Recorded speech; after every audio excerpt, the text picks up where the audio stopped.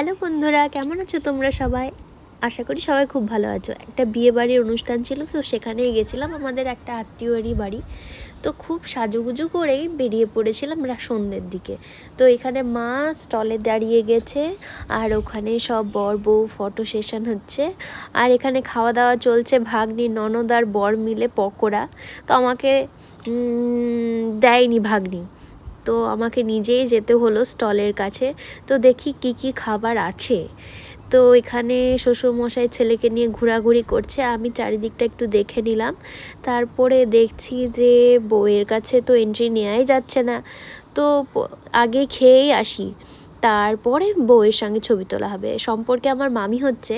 তো এখানে এক পকোড়া নিয়ে নিলাম, ভেজ পকোড়া ছিল, আর মাটন না চিকেন ছিল পকোড়া।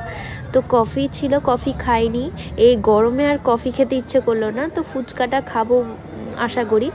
তো ভাগ্নে আর আমি মিলেই ফুচকা খাবো। তো এখানে ছেলেকে দেখে নাও। তো চলে এলাম কোল্ড ড্রিঙ্কস খেতে। এই গরমের দিনে কোল্ড ড্রিঙ্কসটা একটু ভরসা, তো অল্পই খাবো, ঠান্ডা লেগেছে। তো ফুচকা খেতে চলে এলাম ভাগ্নি মিলে। তো খাওয়া যাক। এই যে ফুচকা চলে আসছে আমাদের, লোভনীয় ফুচকা। আমি আর ভাগ্নি মিলে খাচ্ছি এবার জমিয়ে ফুচকা।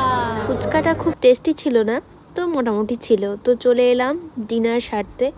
তো এখানে মাসি শাশুড়ি আর ছেলে বসেছে একসঙ্গে, বর মিলে বসেছি। তো ছেলেকে মা সামলাচ্ছে, মানে আমার শাশুড়ি মা সামলাচ্ছিল।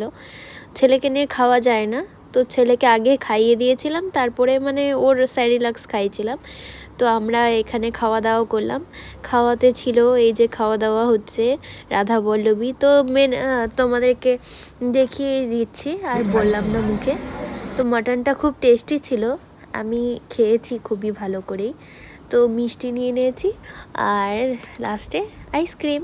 তো বাড়ি যাওয়ার উদ্দেশ্যে রওনা হয়ে গেলাম। তো আজকের মতো টাটা।